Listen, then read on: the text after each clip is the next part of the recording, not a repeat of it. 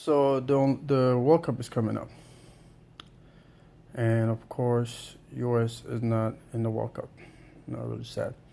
And I'm sure once people find out that the U.S. were eliminated, there's been probably a bunch of different speculations, opinions, whatever you want to call it.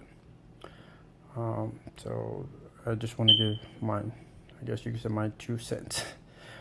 Um, so usually when you start, argument like this, people always have their opinions, and usually here, the first thing, or the first or in the middle or the last that you're gonna hear people's gonna say is, oh, the reason why the U.S. is not good in soccer is because the best athletes are not playing soccer.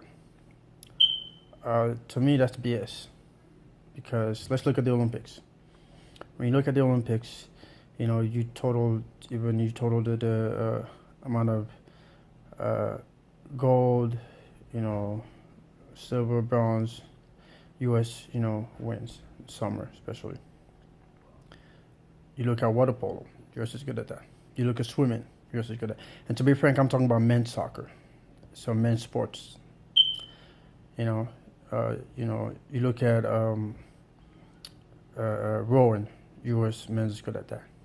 Track and field, U.S. men's is good at that. So what athletes are you talking about? Because usually when people say, I want to say, oh, football and basketball, because that's considered as the most, famous sports in the U.S. So, but what about all these sports and all these athletes going to the Olympics and they're winning these Olympic medals? So again, to most of those people that usually come up with that stupid assumption, it's stupid, because a U.S. have the best athletes in the world in pretty much every sport, even in Winter Olympics, So let's not, let's just cut that out. Anyways, moving on. I think there's few problems why the U.S. Men's soccer is not up there with the world. It could be if they made some changes. One, the pay-to-play system. We have to get rid of the pay-to-play system. If you have these, club charging massive amount of fees and only, to attract players that have the money and not players that can play. Now, I'm not saying players that have the money can't play either. They can, but let's level the playing field. Let's open it up like the rest of the world. Let's say, hey, you know what? We can sponsor, these clubs and have the kids, that have the ability to play, whether they have money or they don't have money. You look at most of, when most of you guys look at your favorite team they support. Look at the Barcelona, the Real Madrid, the Chelsea, Arsenal, Liverpool, Inter Milan, Juventus, Bayern, etc., etc. I'll guarantee, I'll say 90% of those players on those teams that people envy and support, they came from poor family. If they're in the U.S., I don't know. Chances are you won't be able to see them in the world. And I'm not saying that we don't have those. I believe we have those kind of players in the U.S., but they're ghost because why? We have a system where it's pay to play. I think we need to get rid of that pay to play system. You have these clubs, going all the way to Europe every single time, spending millions to get players that are washed out, and bring them to the U.S. What is that saying to our league? What is that saying to our youth system? I think we need to get rid of that. The other problem too is in the U.S. we don't have a system. There's no coaching system. I'm sure there's probably some parents watching this. When you go to a club, if you never realize this, right, you want to make sure your kid is getting, the best training there is. Let the club provide you the system. Show you what their plan is, for different age level, and gradually what their plan is, when they get to the age of 16, or even 15.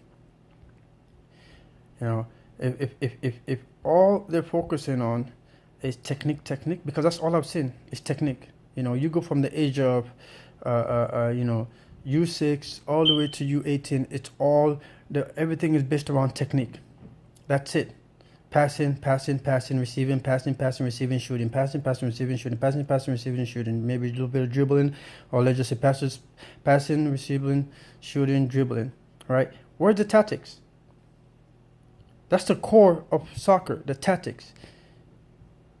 We don't teach the kids, how to play tactically.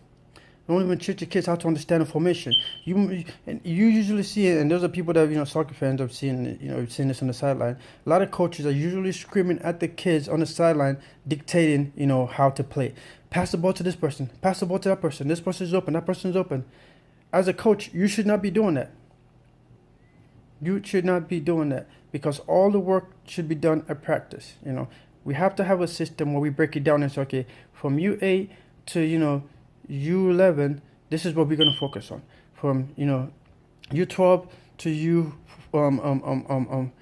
16 or 15, this is what we're going to focus on, because at the age of U17, we expect them, not even U17, but U16, they should, learn how, they should know how to play, soccer properly. They should understand their position. They should understand, tactical formation.